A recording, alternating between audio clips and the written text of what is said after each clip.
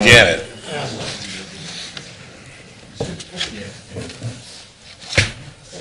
You ready, Scott? Okay. I'd like to call to order the regularly scheduled Sylvania Township Board of Trustees meeting on September 19th at 5 p.m. Call the roll, Mr. Crandall. Here. Mr. Mahoney. Here. Mr. Genowine. Here. Simcoe. Here. Please stand for the Pledge of Allegiance. Pledge allegiance to the flag of the United States of America and to the republic for which it stands, one nation, under God, indivisible, with liberty and justice for all.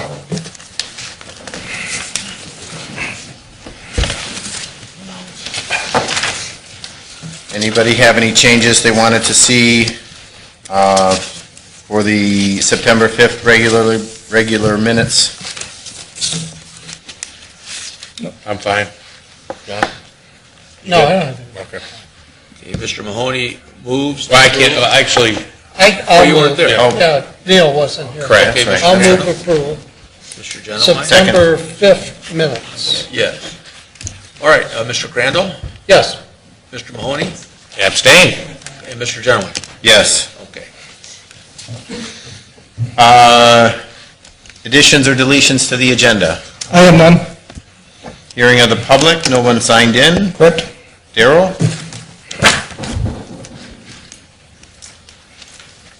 Good evening. Evening. The monthly report for August for zoning department. For permits issued, we had 53 last month, same as we did last August. But the estimated dollar value was $6.3 million, and that represents a 55% increase over a year ago. Year to date, we're at 365 permits, and that's a 15% increase over this time last year, and estimated value of $53.1 million, and that represents an 83% increase over last year. So things are continuing to roll along this year. On single-family dwelling permits, we're at 66 year-to-date. That's a 3% increase over a year ago. The estimated value is at $21.2 million. That's almost a 38% increase over last year. And then the estimated value per dwelling continues to remain high compared to last year, $321,000 over $240,000 a year ago, and that represents a 33.5% increase. On zoning complaints, actually last month was a little bit slow in that department. I guess that's a good thing. We had 18, and that's versus 33 last year, 45% down. Year to date, we're still up at 199, and that's a 22% over 2016. Zoning department monthly meetings, the BZA met. They had a variance request for a monument sign, and we had project plan review for the assisted living facility and memory care at Sylvania Avenue near McCord. Zoning commission did not meet. Items of note, a couple pending zone changes there that you can read about. Kings Point of Sylvania, Lot 11, they are going through project plan review. That will be tomorrow morning, in fact. And then one item that I did not get added on there, but just to keep you updated on, the CarMax property, former Kmart property, we've been working with them to keep the lot cleaned up and try and get some of the trucks out of there. They have installed barriers on 3 of the 4 entrances, the 2 on Warner and the southernmost one on Holland, Sylvania. They've got concrete barriers up. They've got most of the trucks out. They're working on getting in touch with the owners or the companies that have the remaining trucks to get those out of there, and they'll be closing off the 4th entrance, which is near Speedway. So they are working with us to kind of mitigate some of the traffic problems we have in that area. That's all right for the monthly report, unless there's any questions, and then I've got a resolution. Joe, Yes, sir. could you update the other trustees on our steering committee and where we're at? Yes, the Land Use Plan Steering Committee met last Friday with Glenn Grisdale and Tom Lemon of Reveille. We're working on getting some subcommittee meetings set up for early, mid-October. Probably be one of them the first week of October and two of them somewhere around the 16th, 18th, somewhere around there. And we should come out of that with the first draft of a final plan, so we can, it's easier to make comments when you see something in front of you. So, And Glenn will be doing a presentation to the CIC on November, I'm sorry, Mr. Crandall, what's the date of that? wait a minute. Whenever their November meeting is. That's to get a reaction. They're represented on our committee, but that's kind of I think they'll probably invite some of the chamber officers to get a reaction from the business community.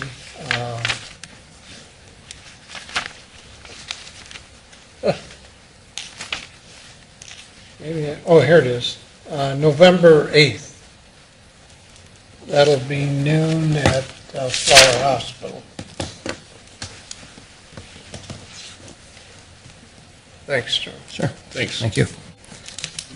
Then I have Resolution 17109, authorization of abatement of vegetation and/or debris. This is a habitual high-grass offender at 6727 Monarch Drive.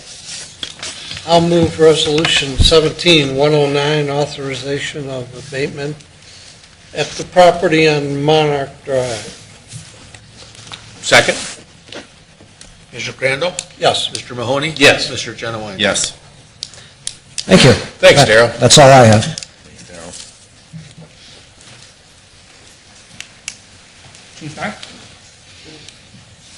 What about Rob? I'm sorry.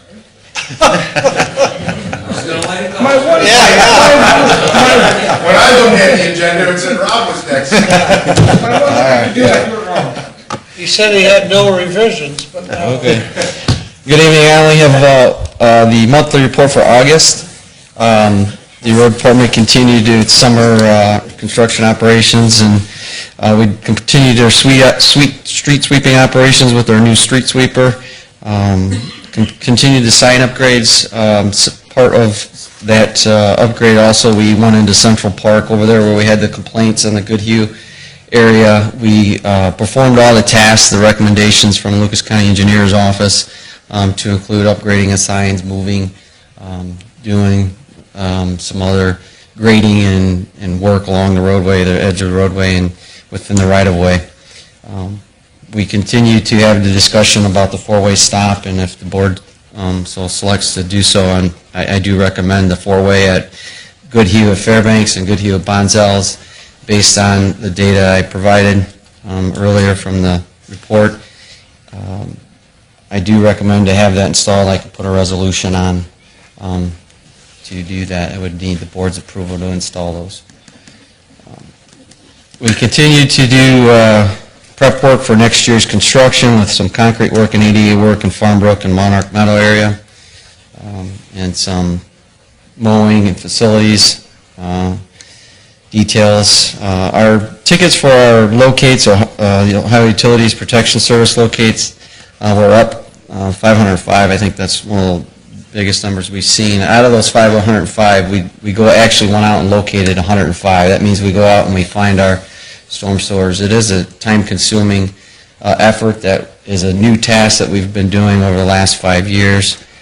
Fairly new, but it is a time-consuming task, and we've designated a computer system with the proper software on there to kind of streamline that as well and train the individuals on the department for that. We did install a couple new computers in the break room per some discussions we had with the collective bargaining unit, and provided the training thanks to Sammy. She helped provide the training for those computers and the programming on them. We did some asphalt repairs, as I noted, and height and site trimming in preparation for plowing and leaf pickup. The service department continues the fleet maintenance program. We rebuilt our brine tanks, haulers that haul our brine tanks for the winter. Had them sent out, rebuilt, sandblasted, and sent back. They're beautiful. Out of the 5 Explorers that were received for the police department, we put 20 in service, new 2017. 28 will be ready tomorrow. The rest of them, 24, 25, and 23, which will be the new numbers, for the most part, are ready for the old service vehicles to come out of service, and we'd have to transfer all the equipment, but those can be ready as soon as they're ready to withdraw those vehicles from service. Regular maintenance issues just continue for Steve, our maintenance guy. And as I said, we did some training as well as we did some substance abuse training, the employee and supervisor. And we had one employee perform his ASC certification testing. Page 2. Some of the projects, any updates on there? We did sell the resurfacing project to Gherkin Paving. We're just awaiting the pre-construction meeting. They do have a deadline of October 31st for completion for those roads. Other than that, everything else is the same. That's all I have. If you have any questions. Is that 105 a new record for locates? It's it's the most we've ever done in a month. It's a bit of a time-consuming. What's all the construction? Some of them aren't construction. Some of them are somebody's installing a fence. Somebody's installing digging. Anytime you dig, break ground, they're required. Anything within facilities to get marked. Means we got activity going on in the township. That's a good thing. Yes. Thanks, Rob. Yep. Thanks, Rob. Chief. We'll get it right. Good evening. Good evening, Chris. Chief Ram is on vacation. His son's getting married on Saturday, so we wish him well, so he's in travel. So before you've got the monthly report, first page is responses. Next month, actually in this month's report, you'll see some enhancements we've made to that, and I'll get to those as we get toward the end of the report. But as you know, last year we purchased new records management system, a single source. It's going to give us better, more detailed information, and we're not going to eliminate any previous requests from the monthly report that the trustees had for data, but we're going to enhance and add a few things that might be of interest to you. So the biggest thing on this document here would be our increase in our incidents. Continues in uptake. Went from 442 in the month of August last year to 475 for this year. Down at the bottom, responses are slightly up again. Next month you'll see a cleaner report on this that'll be a lot nicer. It'll show you a statistic that kind of staggered me, and I've been here for 28 years, that we have 48% of our incidents overlap. In fact, we have one going on right now again. So that takes our resources down to 50% or more, or less than that, I should say, or less than that, because if it's a car accident and 2 resources are there and then another incident comes in, there's another resource or potentially 2. 2 times last week, we had nobody for 2 times in that same day for over 20 minutes. Nobody available to respond in our district, so we would have had to rely on mutual aid. So just some things to think about, but the rescue responses, the chief wanted me to ask, is this something that you would like to continue to see? Does that have any value, or is it just an EMS response that you'd like, or would you like to continue seeing this breakdown on what type of calls were going on? And you don't have to have an answer today, but the chief, if you would mind. Yeah, I'd rather get some input from the administration. Sure. But a lot of your report, to me, is more detailed than I need. Okay. And all this will be on the web, so So if somebody wanted to go pull it up, they Yes. could look at it. Right, It just wouldn't be right. presented here. Right, and there's no, if you want it, we can put it in, it's very easy, because we're going to post it to the web as well, so Okay. it's not a big Yeah. deal.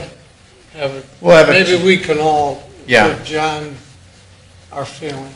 Okay. Personally, I feel less is more when you're looking at the big picture. And as long as we have the detail that we can go to on the website, that's fine with me. Next page, please. Mutual aid report. This will be changed up a little bit, the formatting at least, for next month, but here's automatic aid received, meaning coming from Springfield Township and/or Berkey Richfield Township. We received 8. We gave them 6. Mutual aid was 7. That was when we had no resources available. And then mutual aid given was 3. Medic 61 responses at the bottom of the page. There were 45 transports out of 54 incidents last month. 7 were canceled, and 2 went by private auto due to waiting for an ambulance to respond. Next page of public education. Chief Freilich and Inspector Hillard did numerous inspections last month. They did arbors of Sylvania with the State Fire Marshal. We had a planning meeting, 2 planning meetings for a incident drill for Kingston Care Center. That drill is actually going to come off tomorrow morning at 10 o'clock, and we are inviting Springfield Township and Richfield will also be participating in that. Ohio Department of Health has now mandated that they have community involvement with our public partners, law enforcement, fire department, for all healthcare facilities, whether it be a hospital, nursing home, extended care facility, whatever. So these are going to be becoming more and more prevalent. So this was the first one. We're going to have to develop some sort of policy for dealing with these, because there's related costs that if we have every one of our nursing homes and hospitals and stuff involve us on it could be challenging. how many do we have on nursing home side of things? I believe with the assisted living and everything, there's 23. And then hospitals? We have Mercy, and I don't know if it just affects the Mercy as a standalone ER, if that one's included, I don't know that answer. Okay. But Flower Hospital, and of course the other facilities, the other 3 facilities on their campus, plus all the other ones that are all scattered about, so. Okay. And these can range anywhere from a tabletop to an actual live exercise. So Kingston kind of wanted to take it a little step farther, because last year they knew this was coming down the pike, so there was a tabletop exercise that occurred, and then we did a tabletop walkthrough with them for the exercise tomorrow as well. But that should be over in a couple hours. I think it starts at 10 o'clock. There's some other initial drills coming up with the LAPC, Lucas County, as well. One of them's going to be at Canberra, and that'll happen, I believe, springtime next year. The RA training occurred with Lords, with college kids coming back to the dorms. And then you can see down at the bottom for your review all his plan reviews, the safety educations, smoke alarm checks. 155 inspections were completed in August by the crews. Next page, Lucas County EMS education. There is no education in the months of July, August, November, or December. We do have 8 hours training in September, which will be reflected on that report. The company level training, we had hired our part-time. They've all completed their initial training, and they'll be going on to shift, I believe, that starting this week. 700 hours of training were conducted in August.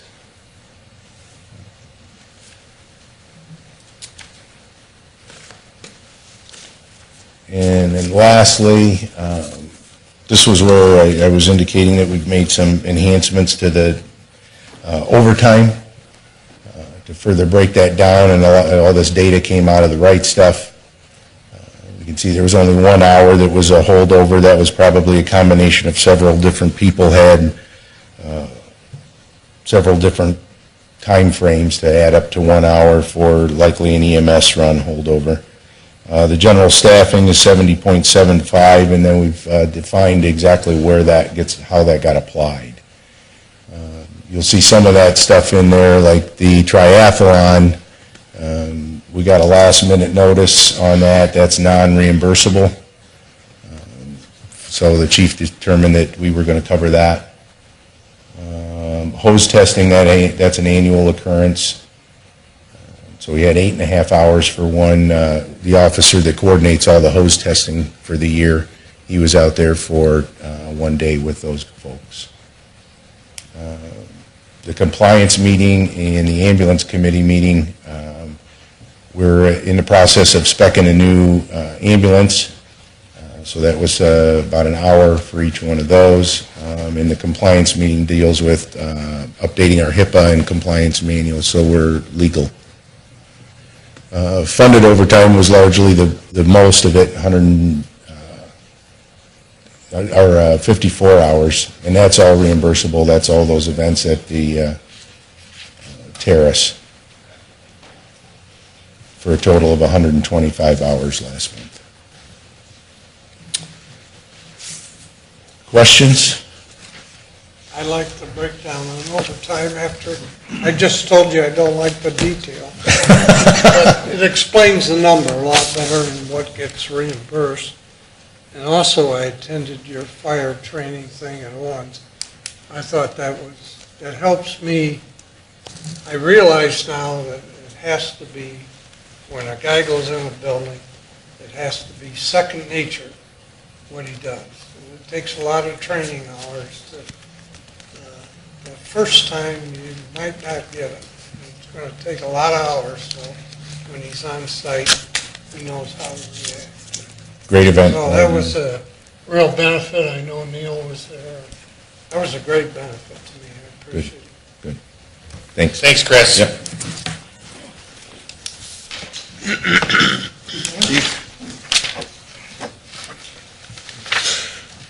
Hi, Chief. You have before you the monthly report for the month of August that we have not changed the format. On page 1, you'll see the calls for service are down at the top of the page there. The citations, ORC citations are down with parking citations up, and the warning's pretty much the same. Property damage accidents, I'm happy to report, are down, as are injury accidents. You see, thus far, at the end of August, we had one fatality. You may have seen it in the paper. Tragically, we had 2 motorcycle accidents that each of them resulted in a fatality this weekend on Sunday. Burglaries were down. Robberies were up slightly. Domestic violence and assaults were up. Identity thefts, as you can see, were down. We're running about the same with our OVIs. Sex crimes are way up, as are CSB reports, Children's Services Board reports. Thefts are down, and all other are up quite a bit. Page 3, you can see we continue to fare well on our prisoner transport agreement with the City of Sylvania. It's not really costing us a whole lot of money to do their transports in addition. Page 4, case assignments for the detectives. Again, the numbers to the far right that are a little bolder print are the ones that are the important ones. 58 cases assigned in the month of August, of which 34 were cleared, 24 remain active.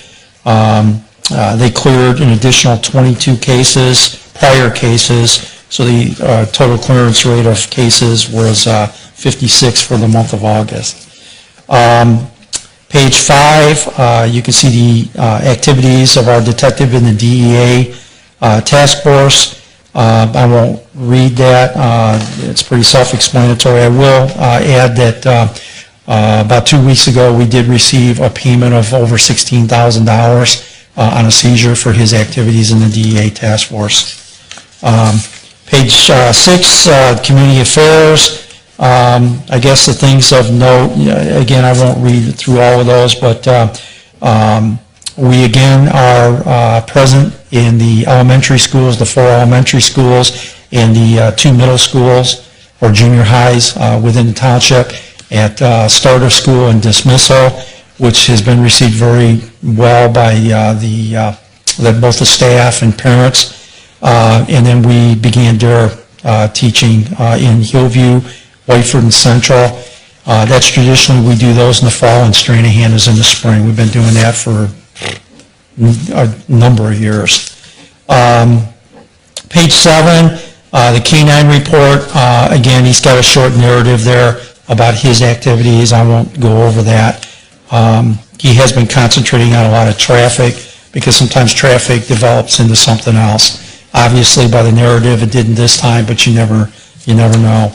And then page 8 is just our court revenue from Sylvania Municipal Court.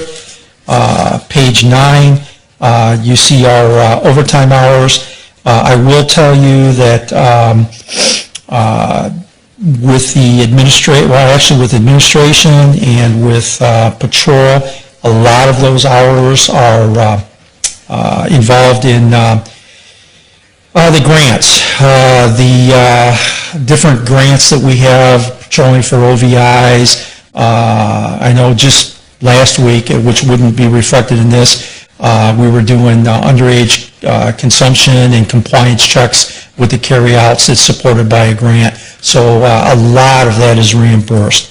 Also, we do incur overtime, especially with the DEA detective, but again, to a large amount, they reimburse us for his overtime, and we've never gone over that amount. We do watch that. And then dispatch, those hours are basically because we're still more short on midnights, but happy to report our new dispatcher is doing very well. He's been on for about 2 weeks now, and I think that he's going to be ready to roll pretty quickly.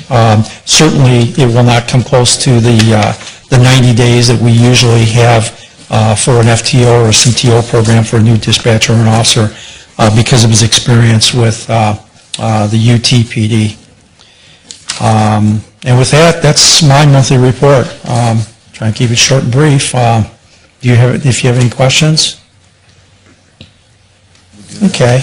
And then the other thing that I have is Resolution 17-106, and it is for authorization to hire 1 police officer.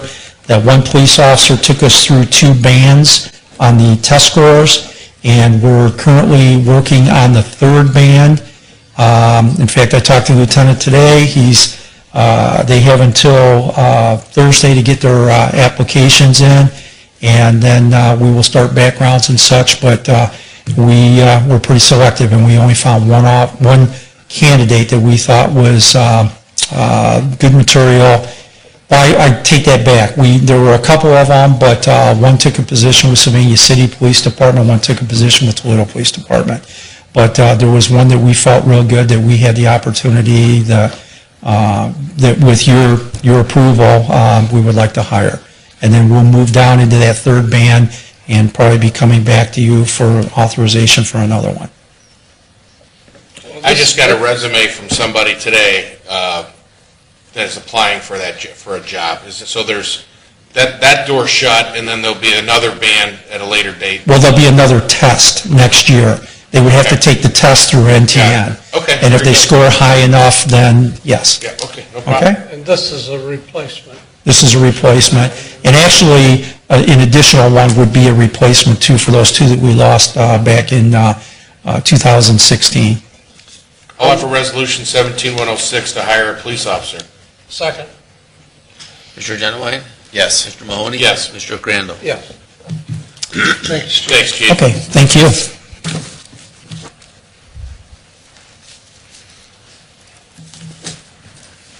My first resolution is accepting the street lighting petition and setting the date for the hearing. We got a petition for Eagle Creek Plat 5 has been submitted, and we're setting the hearing for our next meeting, which will be September 19th at 5 o'clock. So this resolution is accepting this petition and setting the date. I'll offer Resolution 17096 to adopt the street lighting petition. That's today, right? No, that's setting the date for the next, Yeah, or for, no, you meant, oh, you're right, for October. right. Yeah. For It the, says that a public hearing will be met on September 19th at 5 PM. That's our meeting. That's a typo, I think, isn't it? Yeah, yeah. Copying the last resolution.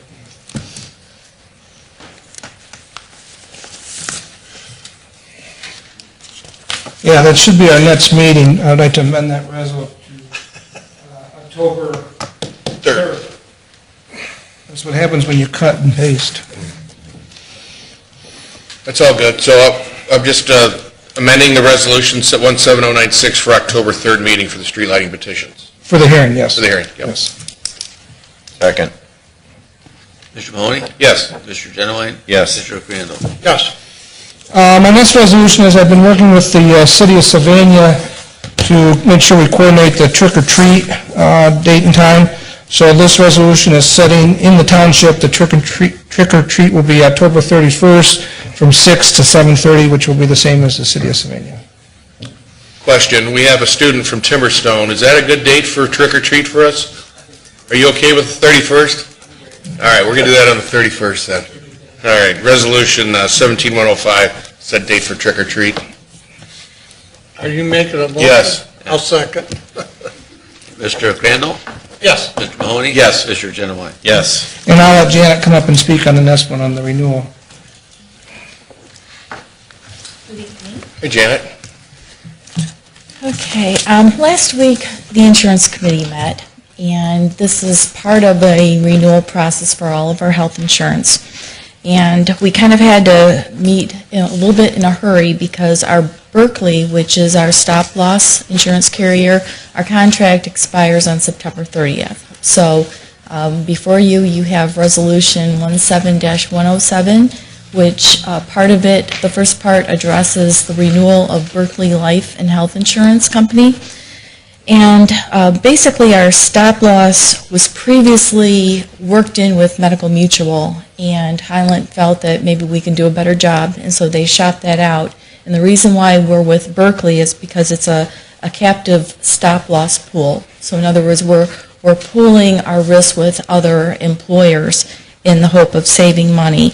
And it basically, it does save costs, and it creates more stability in looking at our renewals in the future. So with that said, we started with Berkeley. Our first contract with them was January 1st, 2017, and at that point in time, our stop loss rate was $62,000. With the renewal, it will go up to $70,000. And I don't know if you have it with you, but Highland produced a little booklet for us. The third section of that booklet explains spreadsheets, what the rates are, and basically the stop loss is increasing to $70,000, and that's an annual premium increase of about 11.2%. If you like the numbers, I can grab my book real quick and view that. But at any rate, their contract year, it doesn't go January through December. It's just Berkeley's policy. They go October through the next year. So this is not going to be a 9-month policy. It will be a 12-month policy ending September 30th, 2018.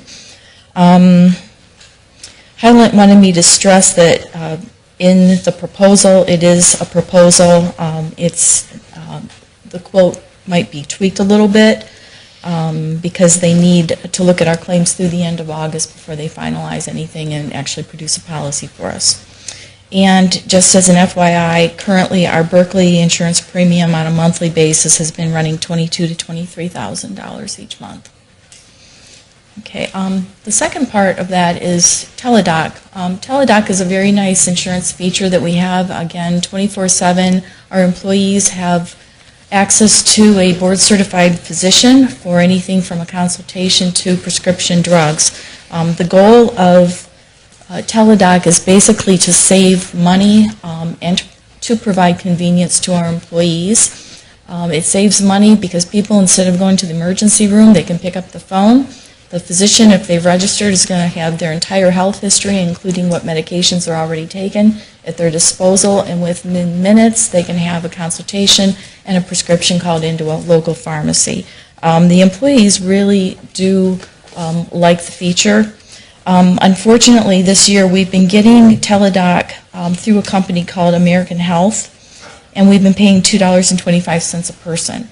American Health is no longer offering the program. So we're kind of forced to buy it directly through Teladoc. And Teladoc has offered another program, they're pairing it with Healthiest You, and they've given us quite a discount at $4 per person per month. So previously, we've been paying about $300 a month for Teladoc, and that's going to go up to approximately $532 per month for Teladoc and Healthiest You. Healthiest You is kind of like an application that you can put on your phone that offers all kinds of health and wellness type programs. Will we get a report that says how people are utilizing it, or, what's being Yes. taken advantage of? Yes, I get a monthly utilization report from Teladoc, Okay. and I spoke with Jeff Barneski at Highland, and he said that he's eventually going to be able to tell us how much we're saving, with Berkeley, given time, the passage of time.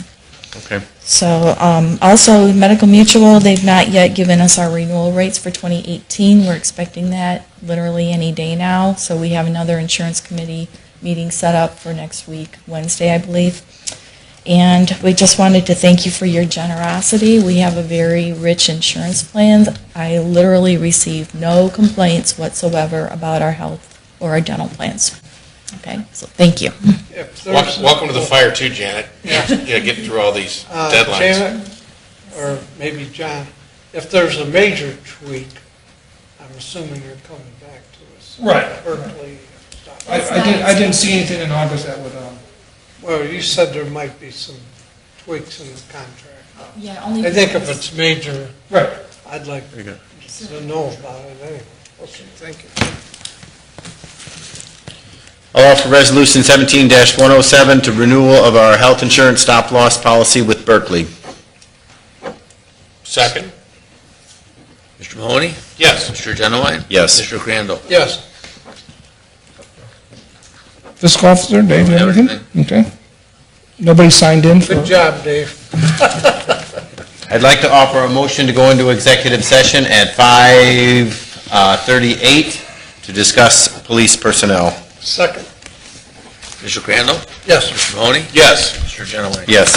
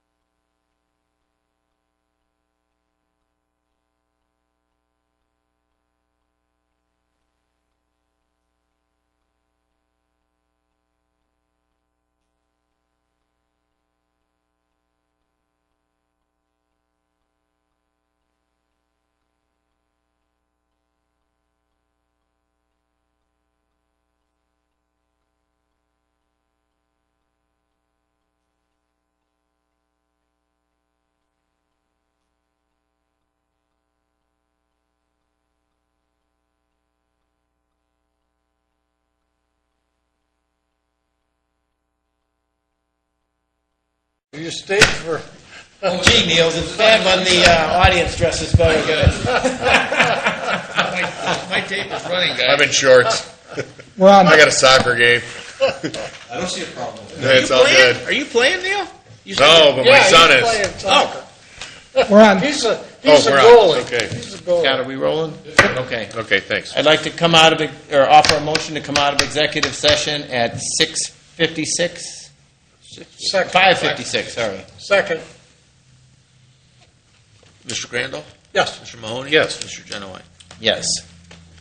I'd like to, I'm very pleased and honored to accept the resignation, retirement of our Chief Bomey, Deputy, or Chief of Police for the last 6.5 years.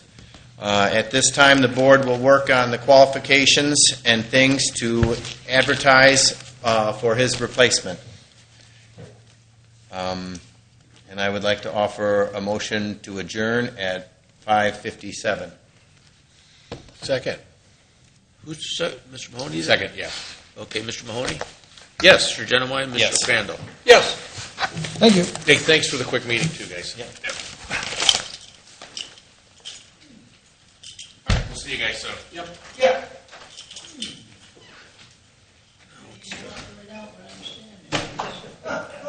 What was the effective date of the resignation? End of the year. End of the year. We're hoping to get something out there.